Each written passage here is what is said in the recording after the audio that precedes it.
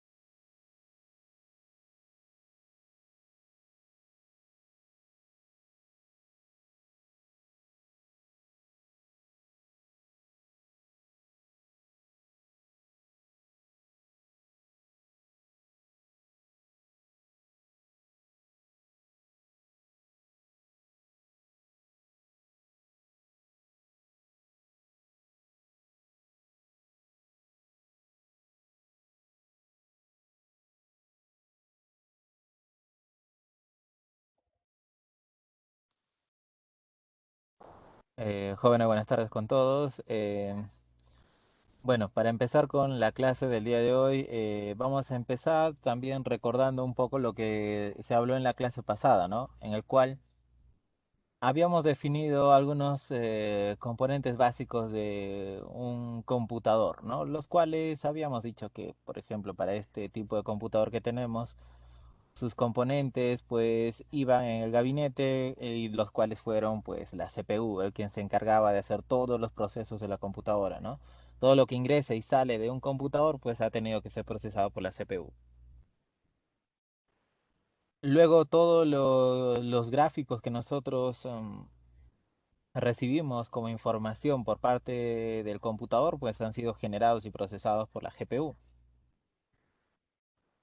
Luego tenemos lo que es el espacio de almacenamiento temporal, conocido como RAM, ¿no? El lugar de espacio de trabajo para la CPU, ¿no? Sobre todo para tener un espacio donde guardar temporalmente todos los datos de los programas que se utilizan. Y finalmente teníamos lo que es el almacenamiento permanente, como es el disco duro y las unidades de estado sólido. Todo ello para guardar los archivos que corresponden al sistema operativo, las aplicaciones y todo ello, ¿no? Esto en general, pues, tenía que complementarse también con lo que puede ser los periféricos, ¿no? Los cuales justamente les van a dar toda esa información. Periféricos como por ejemplo periféricos de entrada, los que se encargan nada más de ingresar datos al computador, porque una vez que el computador a través de la CPU lo procesa, pues este me va a devolver un resultado, una información, y esa se va a manifestar a través de los dispositivos de salida. Una vez hecho esta identificación de dispositivo de entrada y de salida, podemos nombrar algunos ejemplos, como por ejemplo un micrófono como entrada, los parlantes como salida, el escáner como entrada, la impresora como solo salida, teclado y mouse como solo entrada y el monitor como solo salida. Pero existen algunos dispositivos los cuales hacen ese doble trabajo, ¿no? Doble trabajo conocido como dispositivos de entrada y de salida a la vez. Estas suelen ser dispositivos los que combinan, como por ejemplo, auriculares con micrófono. Hacen las dos cosas, ¿no? Entrada por el micrófono, salida por los auriculares. Una multifuncional, entrada por el escáner, salida por lo que es la impresora. Una pantalla táctil, entre lo que puede ser la pantalla como salida y las formas de ingresar comandos o texto o cualquier tipo de acción es a través de la propia pantalla, ¿no? Haciendo toques y tocando. Luego tenemos lo que son los dispositivos de almacenamiento, periféricos de almacenamiento, los cuales son almacenamiento externo al computador, ¿no? A la memoria principal del computador. Así que es esto lo que nosotros tenemos como parte de los periféricos de una computadora. Pero todo esto lo que nosotros hemos definido como componentes de un computador tiene una finalidad, ¿no? O sea, no es por nada que tú le vas a colocar, no lo sé, un procesador de cierta potencia, le vas a colocar RAM, GPU, disco duro, estado sólido, periféricos. Todo tiene un fin y es la necesidad del usuario, porque el usuario define qué tan potente requiere de computador, ¿no? Las actividades que realiza el usuario van a ayudar bastante a definir qué es lo que desea trabajar con ese equipo de cómputo. Y justamente hablando ya de necesidades, de requerimientos y potencias, es lo que vamos a ver hoy día, ¿no? Clasificación de computadoras. Pues en este instante vamos a empezar con algo que es de los más potentes y al ser de los más potentes, pues también es de los más caros en el mercado, ¿no? Estamos hablando de las supercomputadoras. Estos pues se hacen a medida, según pedido y sobre todo los vamos a encontrar siendo utilizados en los centros de investigación, universidades o entidades de gobierno. Generalmente se utilizan para trabajos de investigación, pero más allá que eso, de repente a veces hablando uno no puede imaginarse cómo es una supercomputadora. ¿Será algo pequeño? ¿Será algo muy grande? ¿Cómo es? Entonces, justamente para poder estar un poco más al tanto de lo que hace una supercomputadora, aquí vamos a observar un video el cual nos define las 5 supercomputadoras más poderosas del mundo y sobre todo qué es lo que hacen.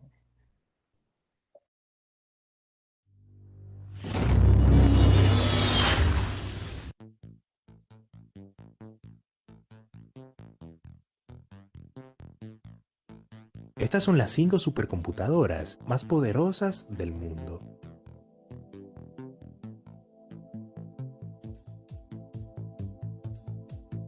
Pianet 2 es el nombre de la supercomputadora china que fue durante los años 2013 y 2016 la más potente en todo el mundo.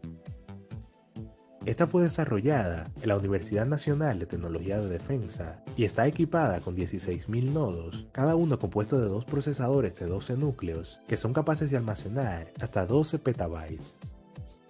El sistema operativo que utiliza es llamado Kylin y fue desarrollado por académicos de esa misma universidad basado en Linux. Esta computadora puede alcanzar una capacidad máxima de 61 petaflops y es utilizada mayormente para hacer simulaciones, análisis y aplicaciones de seguridad en el gobierno. Su tiempo de fabricación fue de poco más de un año y los costos ascienden a más de 390 millones de dólares.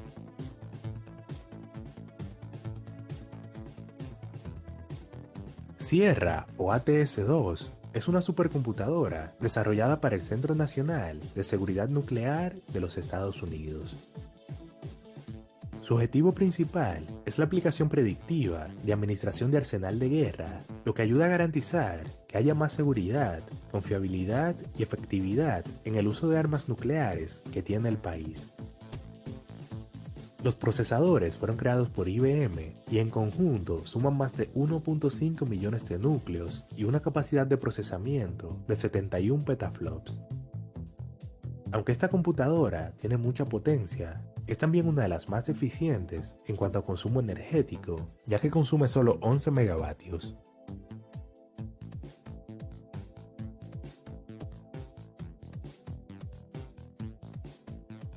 La supercomputadora china Sunway Taiyuan fue considerada hasta junio del 2018 como la computadora más potente en todo el mundo. Su capacidad de procesamiento es de 93 petaflops y se encuentra ubicada en el Centro Nacional de Supercomputación China, donde es utilizada para la prospección de petróleo, diseño industrial y la investigación de fármacos. Está compuesta de 40.960 procesadores multinúcleo y cada chip tiene 256 núcleos de procesamiento para un total de más de 10 millones de núcleos de CPU. Su consumo eléctrico es de aproximadamente 15 megavatios y su costo de fabricación fue de 273 millones de dólares.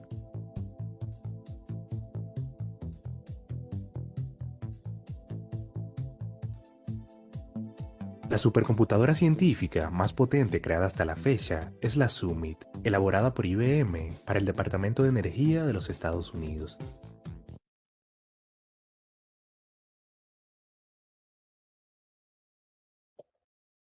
A ver qué me dicen por aquí. Disculpen la interrupción.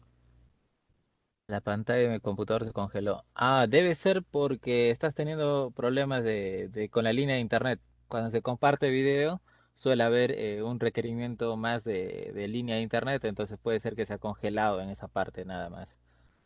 Así que, a ver, hay que esperar un poco que se desature tu línea de internet, ¿no? A ver, continuamos viendo el video entonces. También se congeló el tuyo. Eh, a ver. A ver, pero a ver, ¿me confirman quiénes más tienen ese problema? ¿O solo ellos Estoy bien, son...? profesor. Sí, está bien, ¿no? Está bien, maestro. Ya, a ver, a ver.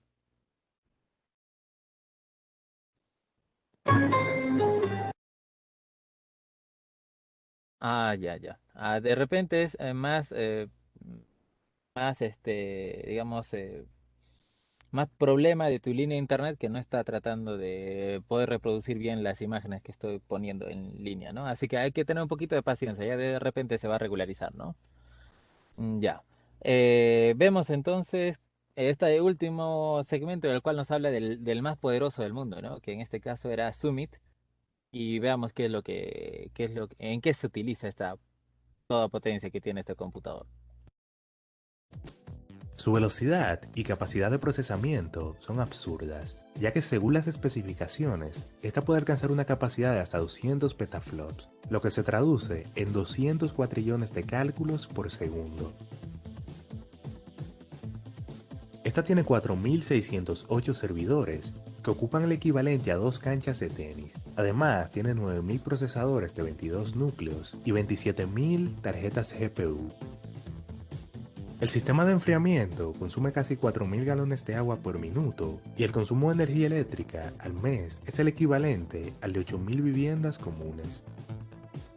Actualmente está siendo utilizado en múltiples proyectos importantes, como el análisis de supernovas, también para hacer simulaciones de nuevos materiales utilizados como superconductores y para buscar soluciones a enfermedades como el cáncer y el Alzheimer.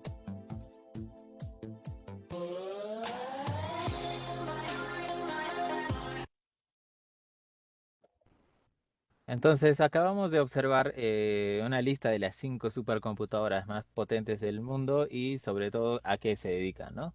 Pero muchas de estas actividades que nosotros estamos observando, pues, están relacionadas a lo que es investigación, ¿no? En algunos casos, investigación de nuevos materiales, en otros se habla sobre investigación para búsqueda de nuevos lugares donde exista petróleo, o sea, para explorar yacimientos de petróleo, o en todo caso para estudiar sobre lo que es el cosmos. Pero hay una supercomputadora de nombre Mare Nostrum que se encuentra en España, en la Universidad Politécnica de Cataluña, que hoy en día está haciendo un trabajo que quizás a ustedes les interese porque es relacionado a la ciencia de la salud. Ese trabajo tiene que ver con investigar o en todo caso simular órganos humanos, claro, de manera virtual, ¿no?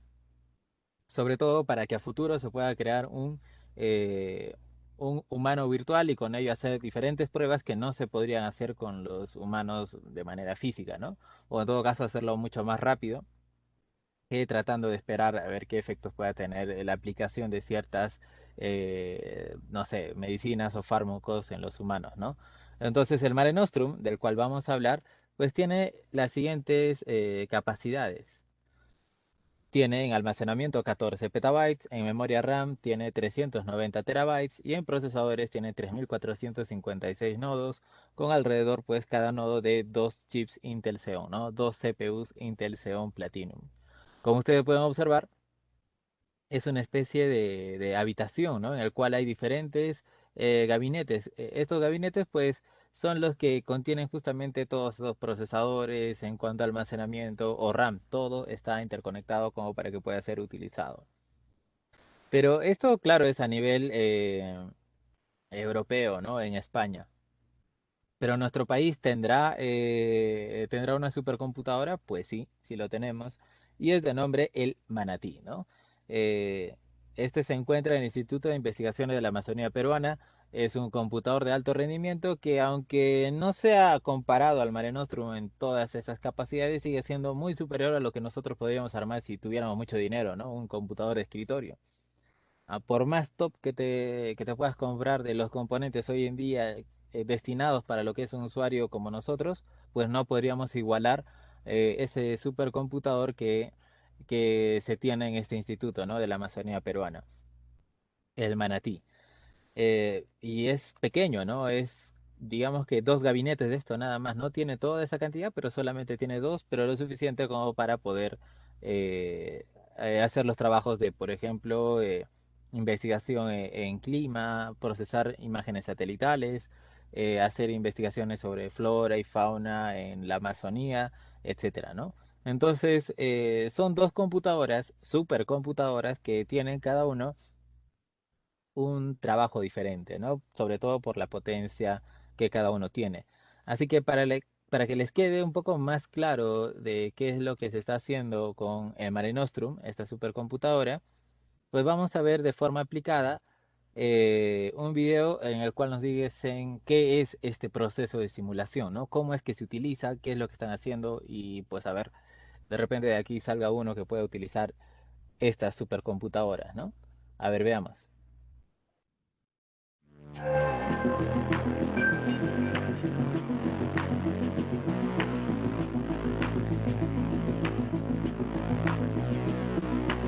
El proyecto de Humanos Virtuales o Virtual Humans tiene como meta final simular una persona, todos sus órganos, todas las partes internas y los comportamientos y diferentes afecciones que pueda haber tenido con el tiempo, cómo reaccionan estas partes del cuerpo a diferentes químicos, a diferentes medicaciones, con propósitos médicos. Hoy en día esto es una técnica que se desarrolla que requiere muchísima capacidad de cómputo. Para poder simular un solo órgano necesitamos utilizar miles de ordenadores sincronizados para que puedan calcular la respuesta de un corazón, por ejemplo, a un medicamento en unos 200 milisegundos. Hoy en día solo se puede hacer esto con superordenadores.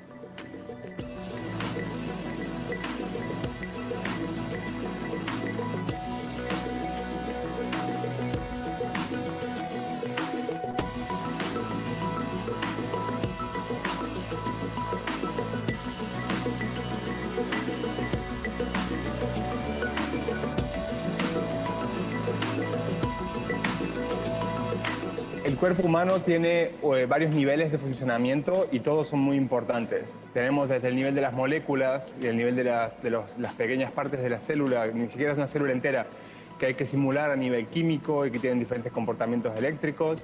Y luego a nivel macro ocurren muchísimas cosas que están todas relacionadas entre ellas.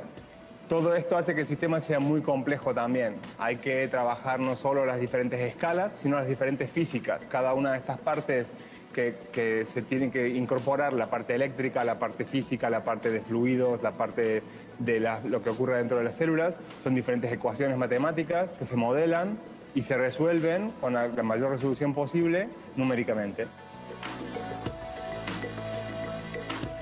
Este es uno de los motivos por el cual hace falta un superordenador, porque hay que simular todas estas escalas para poder tener un comportamiento realista. Hay partes que hoy podemos simular, hay algunos órganos, hay algunos centros especializados en simular huesos de las piernas, otros en el corazón, otros en los riñones, algunos otros en el aparato respiratorio. El conjunto de todos los órganos y formar un cuerpo humano completo, eso es algo que está un poco más en el futuro. En términos de tiempo, probablemente estemos hablando de por lo menos 5 o 10 años, quizás 20, hasta que todos los órganos no solo estén simulados independientemente bien, sino que además luego podamos incorporarlos y simularlos en conjunto. En algunas partes nosotros en nuestros proyectos nos inspiramos en cosas del arte o en cosas antiguas como el hombre de Vitruvio de Da Vinci, o nos inspiramos en cosas más modernas como Westworld o como películas de superhéroes. Estamos representando digitalmente a una persona y que es este doppelganger, como dicen los ingleses, este fantasma virtual que es nuestro mellizo y que podríamos utilizar de una manera que no podríamos hacerlo con personas reales, que de ser superhumanos ayudados por la tecnología. A nivel moléculas y cómo ciertas medicinas se incorporan adentro de las células, eso hay muchas simulaciones en muchas partes en el mundo donde se estudia esto. En algunos otros centros como el nuestro se pueden ya simular un corazón completo con el fluido, con el movimiento, con los impulsos eléctricos y cómo responde a diferentes medicinas, cómo estas partes cuando ponemos una cierta dosis o cuando hacemos un marcapasos en un cierto lugar o con un cierto voltaje, cómo responde el corazón. Luego tienes otros órganos que se pueden avanzar que son los de la respiración humana. Se pueden hacer diferentes scans con resonancia magnética nuclear, se puede perfilar un paciente completo con todas sus conexiones, los bronquios, la parte superior de los pulmones y simular eso para ayudar a la gente que tiene, por ejemplo, pequeñas deformaciones que no les permiten respirar muy bien, o para diseñar mejores dispositivos para que lleguen las medicaciones a los lugares donde son absorbidas de manera correcta y que no sean luego expulsadas cuando expiramos. Pacientes con osteoporosis, por ejemplo, tienen una pequeña degradación, cada uno diferente, de sus huesos, y ellos no pueden saber hasta dónde pueden resistir ciertas cosas y tampoco se sabe para cada paciente hoy en día cómo ayudarlos a reforzar lo máximo posible su organismo. Una simulación de un hueso hoy en día nos permite establecer exactamente dónde son las zonas más frágiles, qué tipo de movimientos podrían ser peligrosos y qué tipo de cosas se pueden hacer para reforzar esos huesos en particular. A mí una de las partes que me motiva o que me hacen pensar en que esto puede ayudar a cambiar el mundo es la democratización o la generalización de técnicas muy avanzadas que luego con el tiempo se van a abaratar cuando la computación se haga más poderosa con el tiempo, que permitan llevar salud, llevar medicina de mejor calidad a gente con menos recursos, a gente que no tiene la capacidad ni el tiempo para hacer estudios extensivos o complejos como los que se pueden hacer hoy en un hospital muy avanzado. Pues si esto se puede llevar a que funcione en un tablet en Latinoamérica o en África o en cualquier lugar donde no haya recursos, pues entonces estás ayudando a cambiar el mundo de una manera no solo vistosa, sino también muy significativa.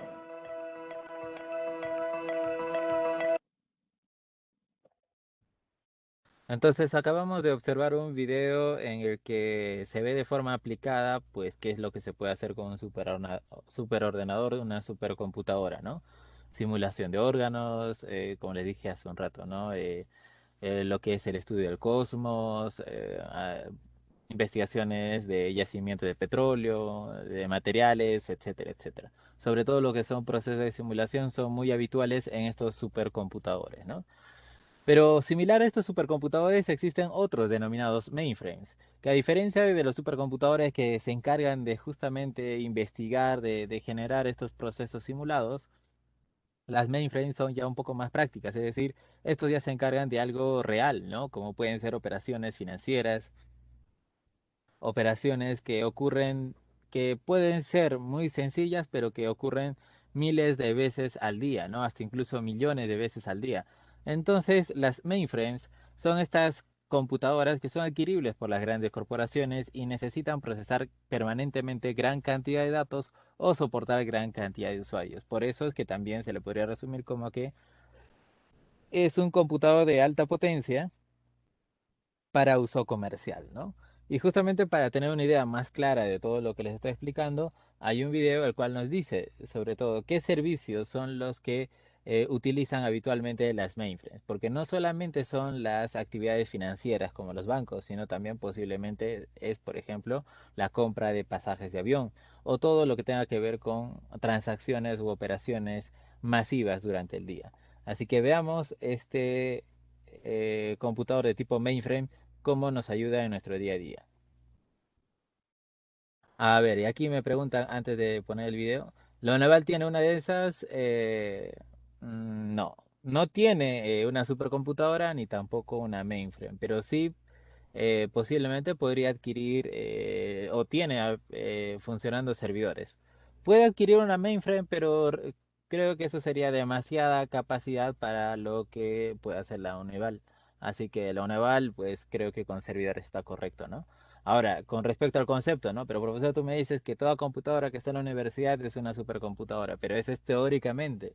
Y nosotros sabemos que a veces la teoría no siempre es lo que se debería hacer en la práctica, porque en la práctica pues tienes que ver otros factores, tu economía, dinero, la cantidad de actividades que puedes hacer, etcétera, etcétera, ¿no? Por eso si fuera así, todas las computadoras pertenecientes a una universidad tendrían que ser súper computadoras, pero no es así, ¿no? Va a depender mucho del prestigio de la universidad, de lo cual, digamos, sostenible financieramente hablando es también esta institución, porque si no, ¿cómo puede darle mantenimiento a uno de estos equipos, ¿no? Y para que se hagan una idea, más adelante vamos a ver un video sobre cómo es que los servidores pueden consumir tanta energía. Pero de todas formas, veamos primero este que nos explica qué es lo que hace una mainframe, ¿no? En las actividades diarias.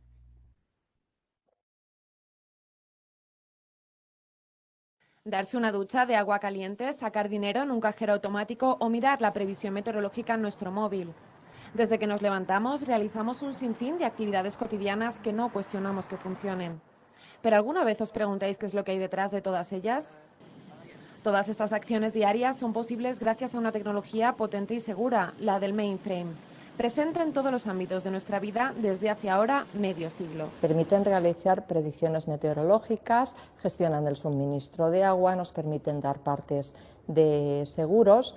En nuestras vacaciones también nos ayudan en todas las gestiones de reservas de aviones y, por darte un dato importante, casi el 100% de las transacciones financieras y de cajeros del mundo se hacen sobre esta máquina creada por IBM. Se trata de máquinas fiables y capaces de funcionar sin descanso durante más de 30 años con un nivel de servicio óptimo, incluso trabajando al 100% de su capacidad. Como curiosidad, si fuesen vehículos de carreras en vez de sistemas informáticos y pudieran moverse, alcanzarían más de 19 millones de kilómetros por hora, una velocidad que desplazaría a una persona a la Luna en tan solo 2 segundos. Una de las claves del éxito del mainframe es la capacidad de adaptación a las necesidades de las empresas. Durante todos estos años ha contribuido a grandes hitos como la llegada a la Luna, la implantación del código de barras y el primer sistema de reservas de aviones. Por citar solo algunos ejemplos, para gobiernos, bancos, líneas aéreas, compañías eléctricas o aseguradoras, estos sistemas resultan hoy imprescindibles. Esta tecnología para Mutua Madrileña es la parte central de sus operaciones. O sea, toda nuestra información sobre clientes, proveedores y demás está metida en esta tecnología dentro de la plataforma, ¿no? Entonces, realmente la utilizamos para todas las transacciones que utiliza Mutua Madrileña, que ahora mismo estamos aproximadamente unos 5 millones de transacciones diarias. Y es que tras más de 50 años, estas máquinas, capaces de procesar hasta 30.000 millones de transacciones al día, continúan siendo una tecnología de futuro para todo tipo de empresas e instituciones.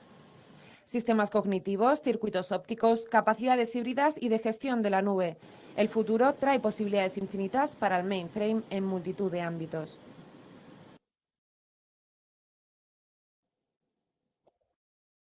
Entonces, nos quedó más claro, ¿no? De qué trata este video, porque si se han dado cuenta, las operaciones que realiza una de las instituciones que salió en el video, pues hacía como que 5 millones de operaciones diarias.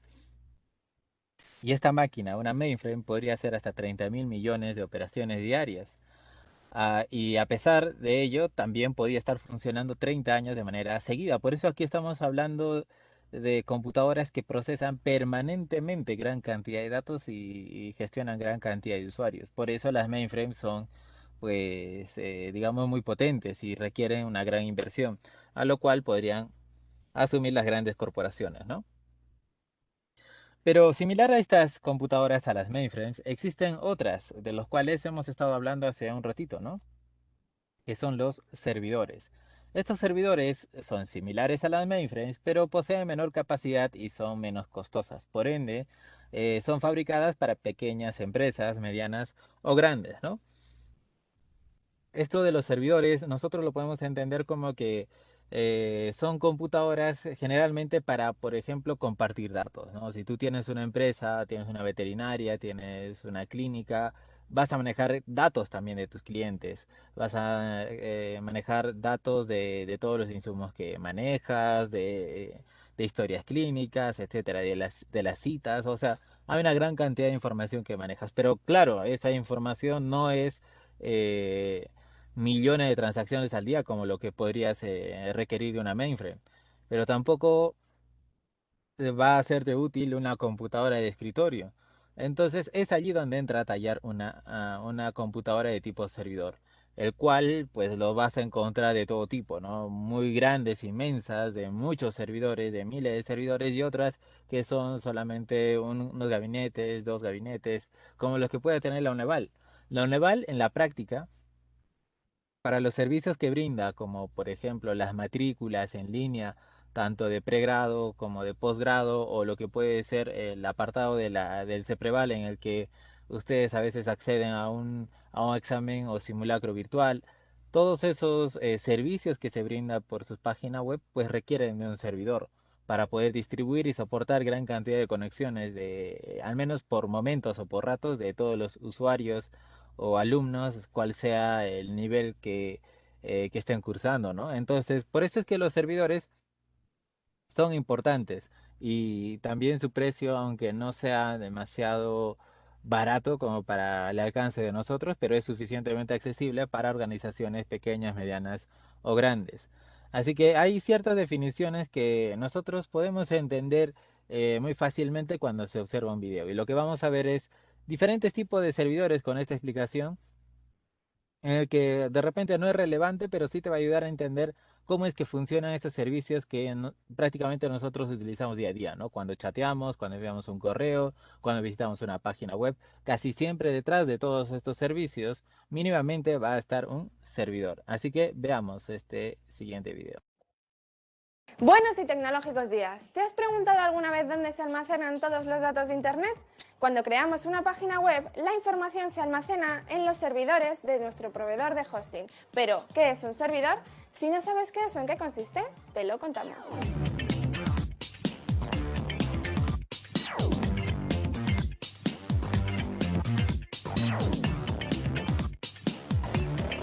Un servidor es un ordenador o una partición de este muy potente que se encarga de almacenar archivos y distribuirlos en Internet para que sean accesibles a los usuarios. Pero lo cierto es que el uso de este término es muy ambiguo. Y es que en el mundo de la informática se le llama servidor al programa que ofrece una serie de servicios. A estos se suele acceder por medio de programas especiales que se denominan clientes. El caso es que por extensión se suele denominar servidor al ordenador en el que funcionan estos programas. Técnicamente, un servidor es un proceso que entrega información o sirve para otro proceso. Por lo tanto, es probable que un ordenador cumpla simultáneamente los procesos de servidor y cliente al mismo tiempo. En resumen, un servidor es un equipo que tiene instalado un software que sirve recursos útiles o información que necesitamos. Pero, ¿cuáles son esos recursos? Entre los más comunes tenemos el almacenamiento de archivos, el almacenamiento web y el de email. Por eso existen varios tipos de servidores, pero los principales son FTP, IRC, correo, bases de datos y web. Los primeros son los más antiguos y populares y sirven para mover uno o más archivos entre distintos tipos de ordenadores. Estos proporcionan seguridad y organización de los archivos, así como control de la transferencia.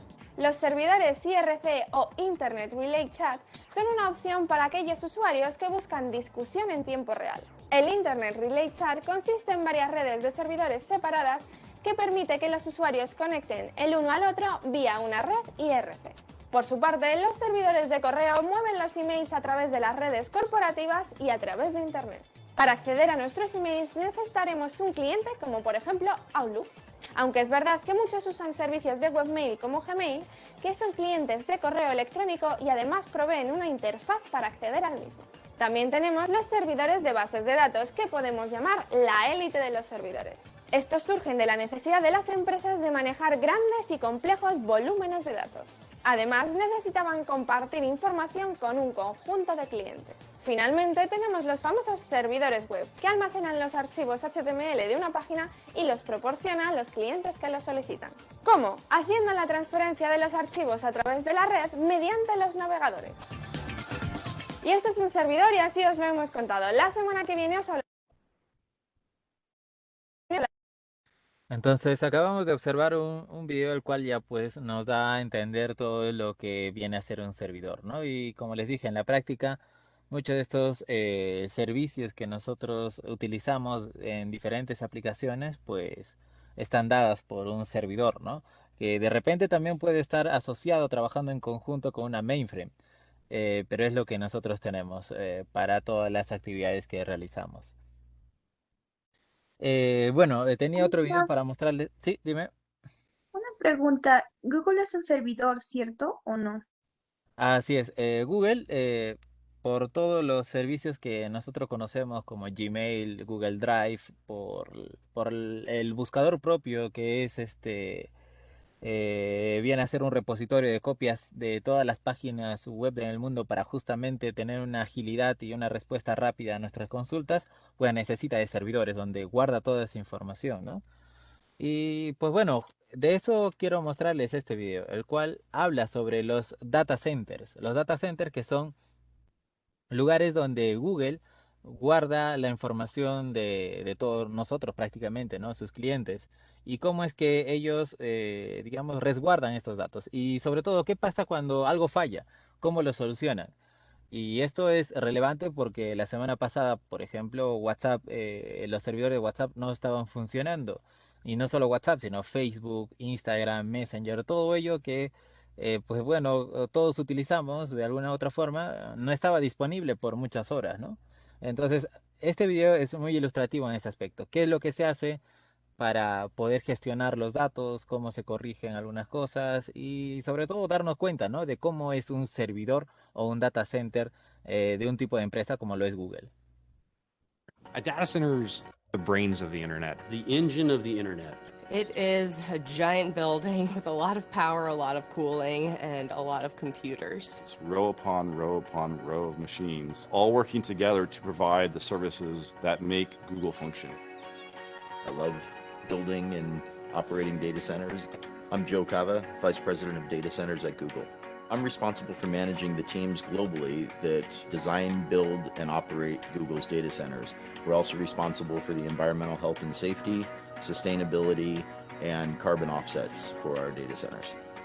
This data center here in South Carolina is one node in a larger network of data centers all over the world.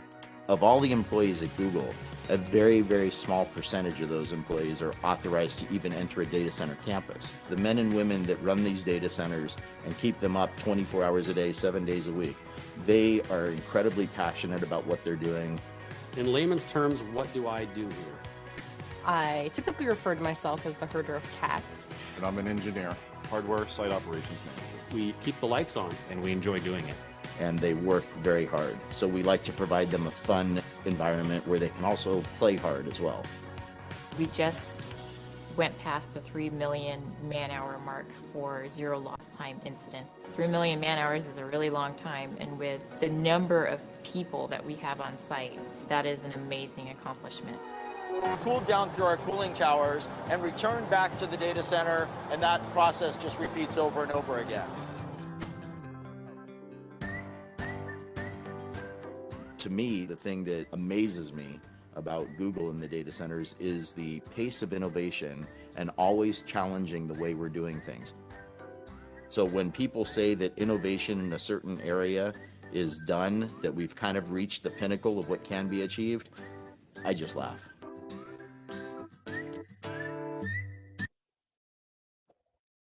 Entonces, aquí hemos podido responder una de las cuantas preguntas que se hicieron por interno, ¿no? Cuando se habló de qué tipo de computador podrían utilizar estas empresas como Google o Facebook o Amazon o cualquier otra muy gigante, ¿no? Así que va a ser una combinación de entre lo que puede ser una mainframe y un servidor. Un servidor le proporcionará los datos, pero quien lo procesa cuando requiera registrar algo importante, pues seguro una mainframe, ¿no? Entonces, es así como podríamos entender esta clasificación de computadoras. Y lo que vamos a ver a continuación ya es lo más cercano a lo que nosotros utilizamos. Yo creo que aquí el 100% de nosotros en alguna ocasión ha utilizado una microcomputadora. Estas que son estaciones de trabajo o computadoras personales, ¿no? Las que nosotros llamamos PC, que justamente esa sigla PC viene de Personal Computer, ¿no? El cual indica que es una máquina orientada a dar servicio a un solo usuario. Así que estas máquinas individuales de un solo usuario, microcomputadoras, son las que nosotros tenemos en casa. Ventajas, son muy fáciles de actualizar, o sea, sus componentes son modulares, que tú puedes sacar un componente, colocarlo por otro un poco más potente, actualizarlo poco a poco. Desventajas, es poco práctico para movilizarse, ¿no? Así que si tú tienes una microcomputadora como máquina principal, si lo quisieras llevar desde tu casa a la universidad, pues no lo vas a poder hacer tan fácilmente, ¿no? Porque pues bueno, estar cargando por separado tu monitor, tu teclado, mouse, parlante, gabinete y otros componentes más de cables, pues es algo complicado, poco práctico, ¿no? Pero cuando quieres tener mucha movilidad, ¿qué tipo de computador utilizamos? Pues las computadoras portátiles, los cuales son más Sor, conocidos. Sí, dime. una pregunta. ¿Y cuando son computadoras integradas con CPU todo, también A sería ver. microcomputadoras? Ajá, a ver, vamos a hablar de ahí. Entonces, ¿en qué rango podríamos hablar de, por ejemplo, las todo en uno, ¿no? Las all in one, que es dentro de lo que es la pantalla, está incluido todo lo que es sus componentes internos de CPU, memoria y todo ello, ¿no? Claro, ese tipo de computadoras están como que un poco en el rango intermedio entre ser una microcomputadora y una computadora portátil. O sea, no es totalmente, digamos que muy difícil de transportar porque al tener una pantalla, pues bueno, sí necesita estar en un lugar fijo, pero tampoco es totalmente portátil como una laptop que tiene todos sus componentes como teclado, pantallas y otros dispositivos más integrados en un solo equipo, los cuales tú simplemente los cierras, lo echas en tu mochila y ya puedes llevártelo a cualquier lugar. Incluso son autónomos cuando se trabaja de manera desconectada, sin conexión directa, puede funcionar, ¿no? Así que ahí están las ventajas de una portátil. Las All-in-One yo les podría catalogar como una microcomputadora aún todavía. A pesar de que todo está integrado en la pantalla y que tenga menos componentes sueltos, como puede ser un teclado aparte o algo así, sigue siendo una microcomputadora. Lo único que sí no está por separado es el gabinete, porque ese gabinete con sus componentes internos, todo está detrás del monitor, ¿no? Detrás de la pantalla. Entonces por ahí eso es lo único que está integrado, pero por lo demás yo lo clasificaría esos todo en uno como una microcomputadora. Y para las portátiles, pues todo lo que tenga que ver con laptops o algo que funcione autónomamente y que sea muy, muy, muy fácil de transportar. Un celular, por ejemplo, es una computadora portátil también, ¿no? Y por último tenemos las computadoras de propósito especial, los cuales se dedican a una tarea en específico. Tanto su hardware y su software, pues solo se cuentan con ciertas características especiales que no pueden cambiarse, ¿no? Por ejemplo, si hablamos de lo que es, a ver, esta maquinita, el pulsoxímetro. Este tiene una función específica que a través de su hardware y software solo te dan los latidos por minuto y el nivel de oxigenación. ¿Otra cosa te puede dar? No.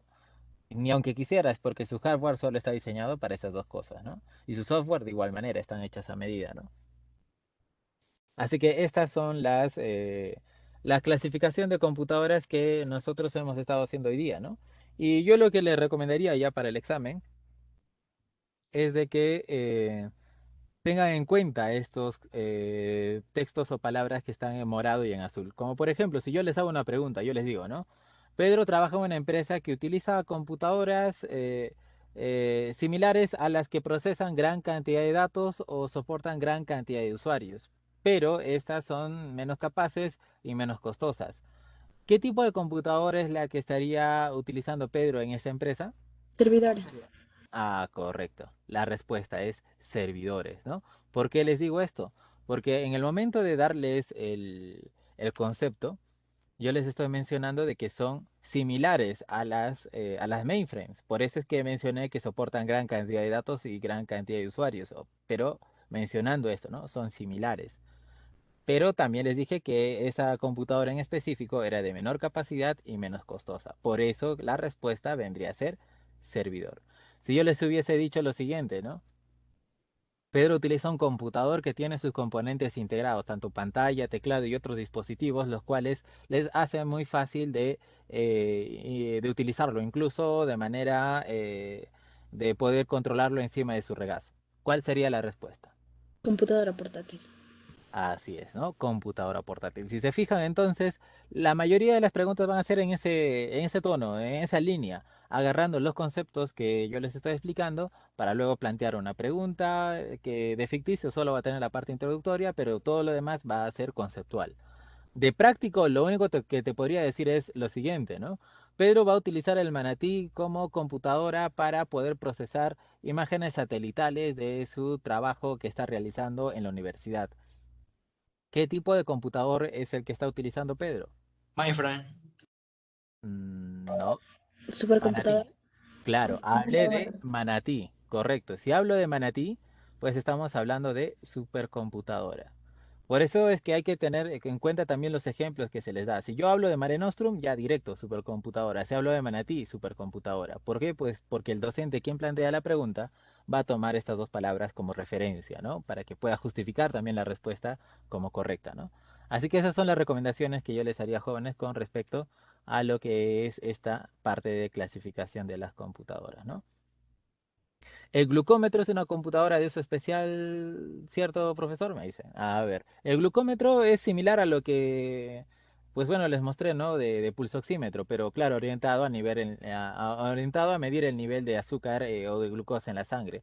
Así que sí, mientras tenga partes electrónicas, mientras tenga un hardware y un software, se le considera como computadora, ¿no? Y en este caso sería específico porque solo está destinado a realizar esa tarea, ¿no? Y listo, jóvenes, ya en la clase que viene vamos a hablar un poco de todo esto, esta concentración de computadoras que se van conectando poco a poco para hacer lo que hoy en día conocemos como Internet. Así que en la clase que viene vamos a ver cómo estos cambiaron conjuntamente con otro nombre, ¿no? Lo que es la web, web 1.0, 2, 3, 4.0. Así que jóvenes, nos vemos la siguiente clase. Gracias por quedarse hasta el final, cuídense. Hasta la próxima, profesor. Gracias, profe. Chao, profesor. Bye, profe, bendiciones.